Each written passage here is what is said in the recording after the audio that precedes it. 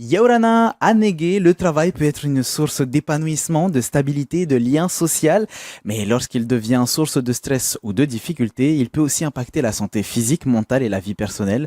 Pour en parler aujourd'hui, nous recevons Céline Mignonnet-Rémy, psychologue en médecine du travail de la CPME, Yaurana, Yarana.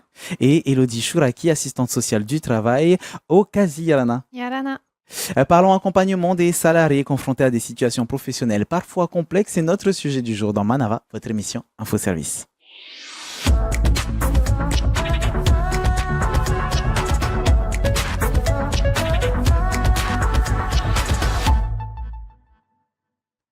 Les troubles liés au stress professionnel représentent l'une des principales causes de problèmes de la santé au travail. L'OMS rappelle que la dépression et l'anxiété entraînent chaque année une perte de productivité estimée à plus de 12 milliards de journées de travail dans le monde. Troubles de la concentration, du sommeil, irritabilité, nervosité, fatigue importante, palpitations. Voici quelques-uns des symptômes liés à des risques psychosociaux. Le phénomène n'épargne aucun secteur d'activité. Indépendamment de leur effet sur la santé des individus, les risques psychosociaux ont un impact sur le fonctionnement des entreprises, absentéisme, turnover, ambiance de travail, bref, il est possible de les prévenir et c'est ce que l'on va voir aujourd'hui. Mais avant de rentrer dans les détails, Céline, j'aimerais savoir quand on parle de bien-être au travail, qu'est-ce que ça signifie concrètement? Est-ce que c'est juste avoir son petit café le matin ou c'est bien plus que ça? Oui, merci beaucoup pour cette question. Alors, en effet, c'est vrai que la notion de bien-être au travail en tant que professionnel de la santé, c'est pas une notion qu'on utilise énormément. Donc, c'est une notion qui est devenue un petit peu à la mode au niveau des médias, peut-être, ou dans les entreprises. Mais pour nous, la question essentielle et principale, c'est celle des conditions de travail. De préserver la santé physique et mentale. Et le bien-être, c'est un petit quelque chose en plus, mais et bien sûr que c'est important que le travail soit agréable. Mais si tu demandes à un ouvrier dans le BTP s'il est en état de bien-être, alors qu'il travaille à la chaleur, qu'il porte des sacs de ciment, qu'il utilise des outils dangereux, bon, la notion de bien-être, elle lui semble un peu utopique. Et l'idée vraiment, c'est on préserve la santé physique et mentale des salariés avant tout. Si j'ai bien compris, on va dire que, Elodie, le bien-être au travail va être différent, en tout cas la définition va être différente en fonction du secteur, en fonction des personnes qui n'auront pas forcément les mêmes besoins, les mêmes attentes, c'est ça? Oui, et puis je rejoins Céline, effectivement, on parle plutôt, nous, dans nos milieux, de qualité de vie et des conditions de travail sur lesquelles on va agir, sur lesquelles on va regarder le fonctionnement, l'organisation du travail et faire en sorte qu'on puisse limiter les risques. Voilà, c'est vrai que le terme bien-être aujourd'hui est quand même très utilisé avec des activités sportives, avec des salles de travail qu'on refait pour que ça soit joli, pour que ça soit agréable.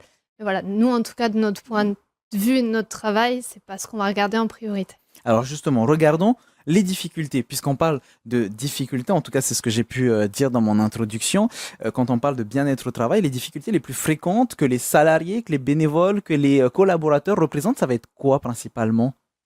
Alors les difficultés, elles sont de deux ordres. Elles sont soit effectivement très liées au travail, qui vont concerner les questions d'organisation, de pénibilité, de fatigue, mais elles sont aussi des fois liées à la vie personnelle. Et c'est là où parfois c'est compliqué. Autant le travail peut avoir un impact sur la vie personnelle, autant la vie personnelle va venir avoir un impact sur le travail. Et des fois, c'est toute cette complexité à essayer de démêler qu'est-ce qui, au final, fait tension et qu'est-ce que ça vient impacter. Déjà, à partir de là, Céline, est-ce qu'il faut faire la part des choses entre la vie professionnelle et la vie privée? C'est pas toujours facile. Ouais, c'est difficile. Alors, il y a quelques années, on entendait souvent les problèmes de la maison, on les laisse à la porte de l'entreprise. Ben non, on est des êtres entiers. Et comme tu le dis, c'est-à-dire que à la fois les problèmes de la maison viennent au travail, mais les problèmes du travail viennent aussi à la maison. Donc, on essaie un petit peu de prendre en compte tout ça. Mais c'est vrai qu'au travail, l'importance et l'obligation réglementaire première de l'employeur, ça va être de préserver la santé physique et mentale, et notamment en travaillant sur les conditions de travail.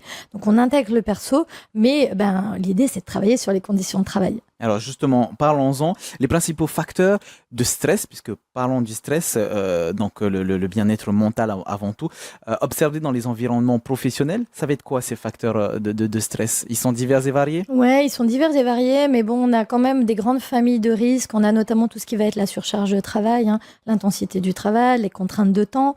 On va avoir tout ce qui va être les problématiques de reconnaissance au travail, les problématiques de relations de travail, les conflits qu'il peut y avoir. Ça peut être les problématiques de sens du travail, c'est-à-dire est-ce qu'on donne aux salariés, aux agents les les moyens de faire un travail de qualité, un travail dont ils sont fiers. Et tout ça, tous ces sujets-là, quand il y a des petits problèmes mis bout à bout, c'est là où on crée notamment les fameux risques psychosociaux dont tu parlais. Si on prend des exemples concrets, quelqu'un qui travaille dans une entreprise avec une autre personne, ils ne s'entendent pas forcément, ils peuvent pourtant faire un travail, on va dire, cohérent, pertinent et avoir toujours une qualité de travail qui est nécessaire. Mais même ça peut impacter le bien-être de chaque collaborateur au sein de l'entreprise. Complètement. Les relations de travail, qu'elles soient avec les collègues ou avec la hiérarchie, elles impactent complètement le travail, sa qualité et sa quantité et son efficacité. Donc ça, c'est important. C'est un point fort, notamment dans les risques psychosociaux et les relations de travail.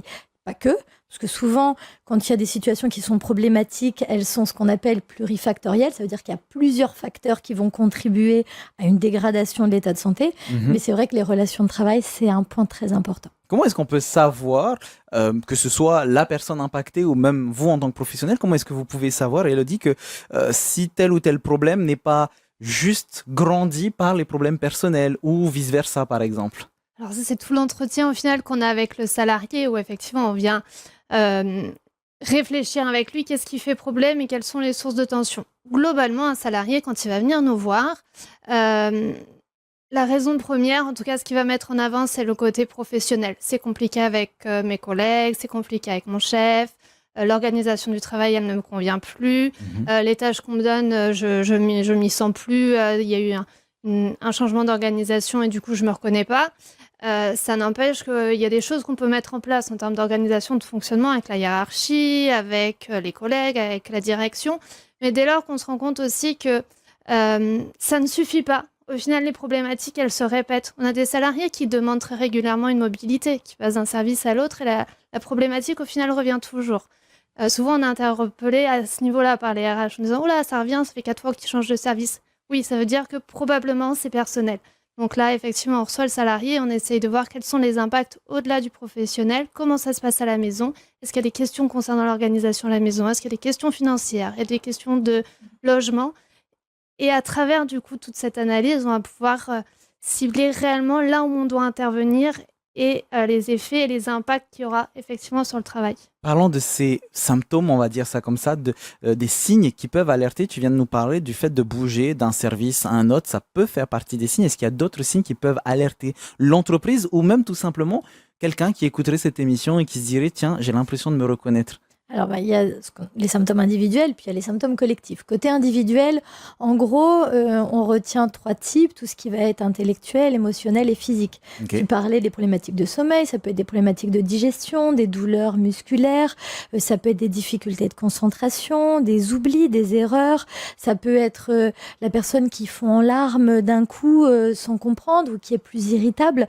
Donc, il va y avoir plein de symptômes, de signaux d'alerte qui doivent déjà nous faire nous poser des questions sur l'état de santé et si ça va bien ou si ça va pas trop bien au travail. En fait. Justement, parfois quand ça va pas, on dit qu'il faut pas hésiter à aller demander de l'aide et parfois avant de demander de l'aide au sein même de son travail, on passe directement voir des professionnels de santé comme vous. Pourquoi ça peut être un petit peu compliqué de se confronter face à la problématique, que ce soit avec des collègues ou ses boss directement?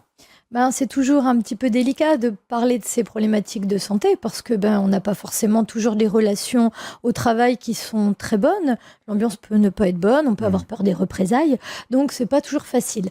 À la médecine du travail de la CPME, c'est vrai que notre objectif, c'est de recevoir des salariés, des agents, qu'ils aillent bien ou qu'ils aillent pas bien, justement pour pouvoir les conseiller, les accompagner dans le respect du secret professionnel et du secret médical. Donc des fois, c'est plus facile de passer par quelqu'un d'extérieur. Je suppose que tout ça, Élodie, ça doit in fine avoir des conséquences. Ça va être quoi ces conséquences? Mis à part individuelles, on vient d'en parler très rapidement. Au sein de l'entreprise, je suppose que ça peut avoir des conséquences ou même impacter la vie à la maison?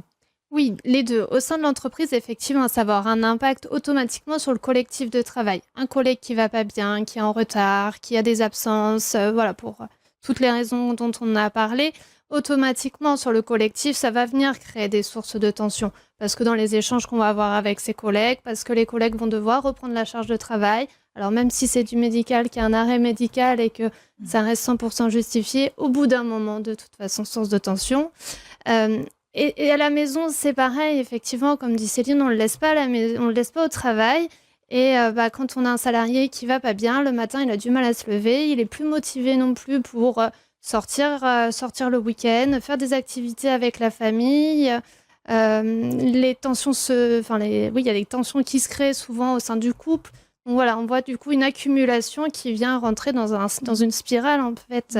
D'où l'intérêt, au-delà du travail, de bien évaluer tous les impacts personnels, vie professionnelle pour bien cibler ce sur quoi il faut qu'on travaille. Aujourd'hui, on parle beaucoup, Céline, d'épuisement professionnel, de burn-out. Est-ce que c'est une des résultantes, une des conséquences que ça peut apporter? Oui, alors c'est vrai que la notion de burn-out, elle est aussi un petit peu à la mode. Oui. Alors fort heureusement, tout le monde n'est pas en burn-out, tout le monde n'est pas en... Je veux dire, c'est un peu presque un stade un peu ultime, l'épuisement professionnel. Avant ça, souvent, on récupère les personnes avant d'en arriver là. Et donc c'est vrai que c'est complètement une conséquence, c'est une des conséquences de conditions de travail qui sont défavorables. Ça va toucher la santé physique et la santé mentale, et notamment... possiblement à un stade ultime au travers l'épuisement professionnel. On parle de quel type de personnes? Est-ce qu'on parle que des salariés? Est-ce qu'on parle aussi de collaborateurs, d'agents, de prestataires de services, de bénévoles aussi? On parle de tout ça en même temps? On parle de tout le monde en réalité, même du chef d'entreprise. C'est-à-dire qu'à partir du moment où on est un être humain et on intervient, que ce soit dans le public, dans le privé, dans l'associatif, peu importe, et qu'on va devoir travailler, on peut tous être concernés par ces problématiques. Élodie, c'était justement la prochaine question. On est tous touchés par cette problématique, quel que soit le niveau, même au sein d'une entreprise, même un directeur d'entreprise, un créateur d'entreprise peut être impacté par... Oui, bien sûr. Et souvent, pour le coup, il y a des niveaux qui s'oublient un petit peu, en disant, voilà, ça fait partie de mes missions, ça fait partie du fonctionnement, et c'est ce qu'on attend de moi de porter et de supporter. Et puis, il y a des rôles, en tout cas des métiers un peu support, malgré tout, sur lesquels le manager en direct, qui est aussi entre le collaborateur, l'équipe, qui lui fait part de tensions, de mal-être, etc. Puis en même temps, les objectifs que lui fixe la direction. Donc voilà, il ne faut pas oublier effectivement qu'à n'importe quel niveau, on peut être impacté, et qu'effectivement, les réponses qu'on va tous apporter, parce que l'intérêt dans ces domaines-là, c'est notre travail en pluridisciplinarité aussi, on va pouvoir apporter des réponses du coup ciblées en fonction effectivement du niveau hiérarchique de chacun. Alors là, on a essayé de voir, de repérer, de comprendre les conséquences que pouvait avoir le bien-être au travail, mais j'aimerais pouvoir poursuivre, Céline, avec les choses que l'on peut mettre en place pour améliorer ce bien-être au travail. Quelles sont les actions que tout un chacun peut faire au bureau lors de son travail pour être mieux au sein de son taf? Alors, la première chose, je reviens un petit peu sur une obligation réglementaire de l'employeur, c'est de préserver la santé physique et mentale de ses salariés, notamment à travers l'évaluation des risques professionnels.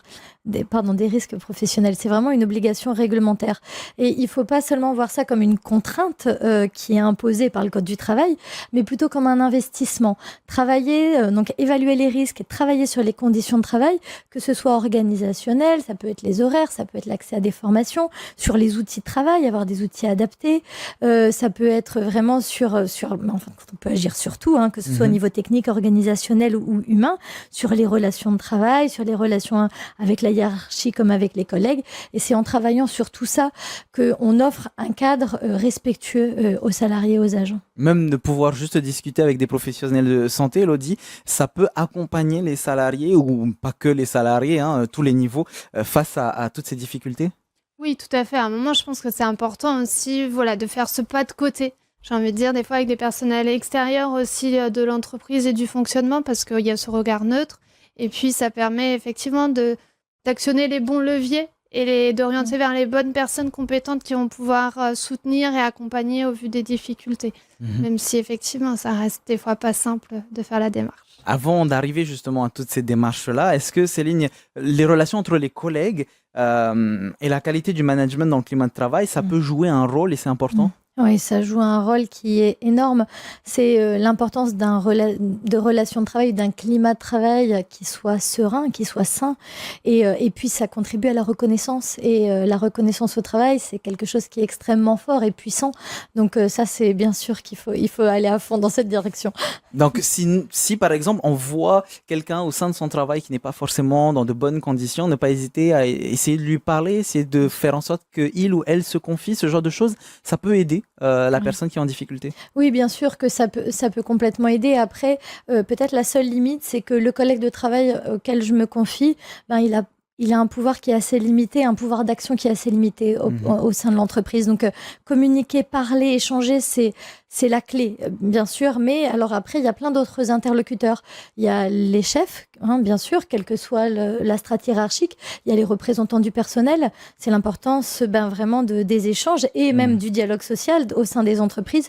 Et tout ça, ça contribue énormément à faire avancer les sujets. Et justement, aller voir un directeur, un boss, un responsable, Elodie, ça peut être la première étape vers l'apaisement des tensions qu'il peut y avoir au sein d'une entreprise? Ah oui, on voit au sein des équipes, de toute façon, j'ai envie de dire, le problème de communication, c'est peut-être 90% des problématiques. Les gens, effectivement, ne communiquent plus ou difficilement parce qu'effectivement, on a honte, parce que il y a trop de choses et qu'on n'en a pas parlé assez tôt et que ça vient faire une espèce de boule de neige qui est compliquée. Et puis aussi, il y a tous nos nouveaux outils de communication qui n'aident pas toujours. Mhm. Je vois beaucoup d'entreprises avec les Teams qui sont connectés sans arrêt, avec les visios, avec le télétravail, où les gens, au final, ont perdu l'habitude aussi des fois d'aller se voir et de parler.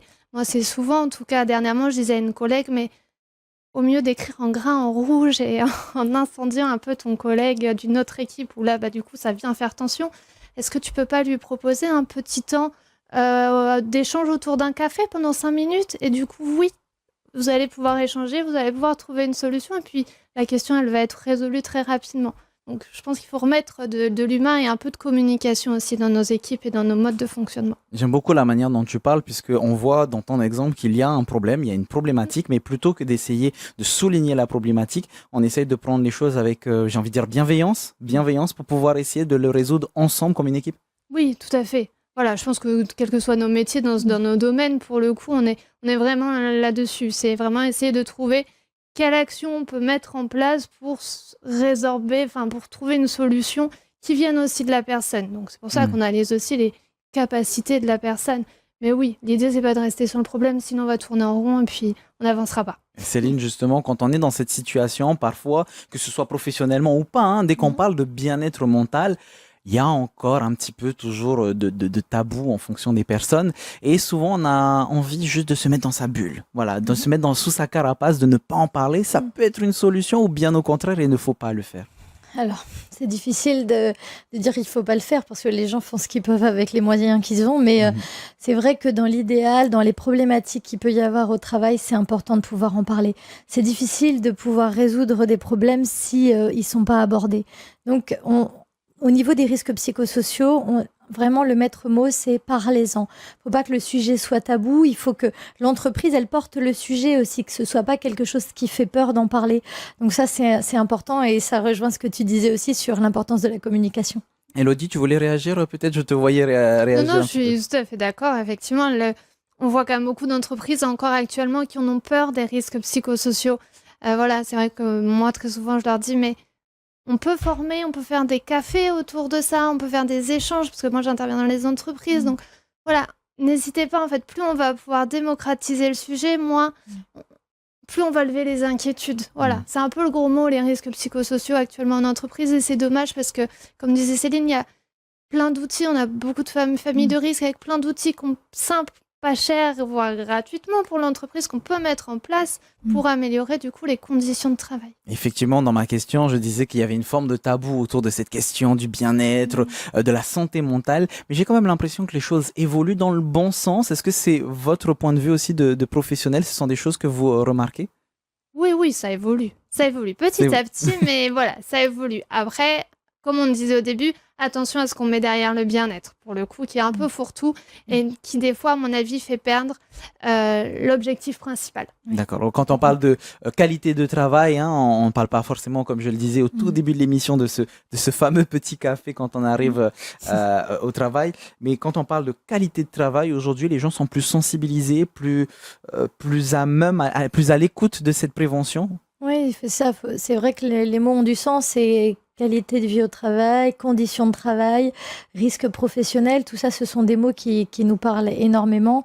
C'est vrai qu'il y a des mots, c'est vrai que la notion de bien-être, c'est une notion qu'on utilise un petit peu moins parce qu'on a l'impression qu'une séance de yoga peut résoudre tous les problèmes au travail. Alors, l'entreprise qui souhaite mettre ça en place, c'est un plus, mais il ne faut pas oublier les vrais sujets qui sont les problématiques réelles du travail, et c'est sur ça qu'il faut agir en priorité. Et justement, on va terminer là-dessus. Est-ce qu'on peut dire qu'un environnement de travail sain, bénéfique, c'est à la fois positif pour les salariés, mais aussi et surtout pour les entreprises? Mais complètement, en réalité, on l'a peut-être tous vécu, mais quand on est bien dans son travail, quand on est bien dans son métier, on est beaucoup plus efficace, beaucoup plus productif. Et c'est pour ça, tout à l'heure, je parlais d'investissement. En fin de compte, c'est une forme d'investissement de la part de l'employeur, parce que c'est pas seulement une contrainte réglementaire d'améliorer les conditions de travail, mais tout le monde est gagnant. Le travail, ça reste un élément important de l'équilibre de vie finalement. On se lève, on va au travail et on passe parfois plus de temps au boulot qu'avec sa propre famille. De ce fait, il est préférable que le travail soit un environnement respectueux avec du dialogue, de la prévention. Sur du long terme, ça peut être une source de motivation et d'épanouissement. On va terminer comme d'habitude avec vos questions express et aujourd'hui, il s'agit de Sandrine qui est de l'association Souffrance au travail en images. Yorana, je m'appelle Sandrine Salmon et je vais venir vous parler de l'association Souffrance au travail.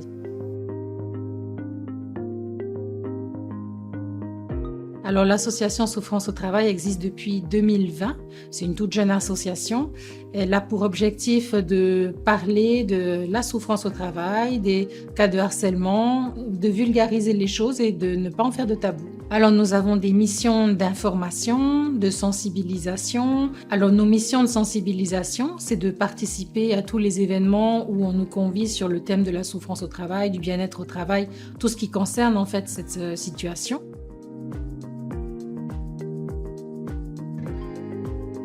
Comment on les reconnaît?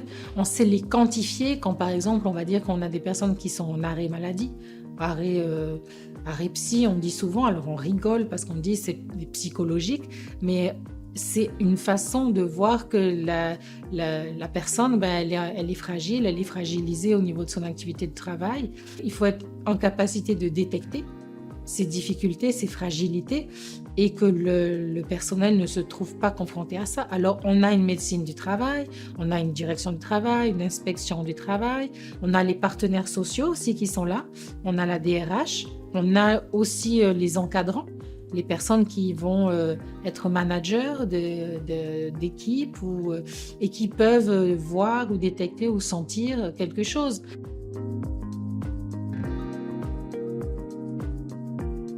Alors l'association, comme je t'ai dit, elle a vraiment pour ambition de faire partie d'une communauté, d'autres associations ou d'une communauté sur le sujet.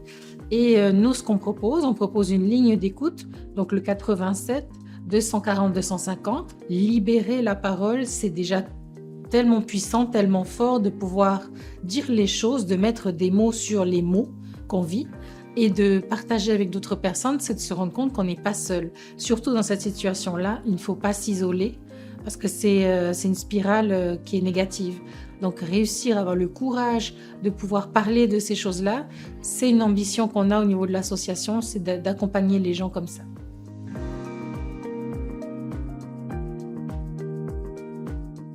Réserver son bien-être au travail, c'est déjà savoir qu'est-ce qu'on fait au travail, la place du travail dans notre vie et comment est-ce que les choses doivent se faire au niveau professionnel. Il y a un cadre et puis il y a aussi des valeurs. Il faut effectivement peut-être poser des limites, savoir qu'est-ce qu'on doit faire, qu'on ne doit pas faire. Il faut surtout s'informer et il faut communiquer. La communication, c'est l'essentiel. Merci beaucoup Sandrine. Et pour terminer, non pas un site, mais un livre. Souffrance en France, la banalisation de l'injustice sociale. Alors c'est un livre qui est un petit peu vieux, il date de 2009, mais il était totalement à même de répondre au sujet d'aujourd'hui. Comment est-ce que nous parvenons à accepter sans protester des contraintes de travail toujours plus dures, dont nous savons pourtant qu'elles mettent en danger notre intégrité mentale et physique? Il s'agit de Christophe Dejour, spécialiste du travail, qui découvre à l'origine de ce consentement silencieux la peur, la honte. Il révèle comment, pour pouvoir endurer la souffrance sans perdre la raison, on se protège. Encore une fois, on le rappelle, Céline, s'il y a une première chose à faire, ça va être d'aller voir son directeur, son boss, ses collègues de travail pour parler. Ouais, c'est important en effet de parler et ça peut être un représentant du personnel, ça peut être un chef, ça peut être le chef d'entreprise, le directeur, ça peut être le médecin du travail aussi, hein, qui est également un interlocuteur important.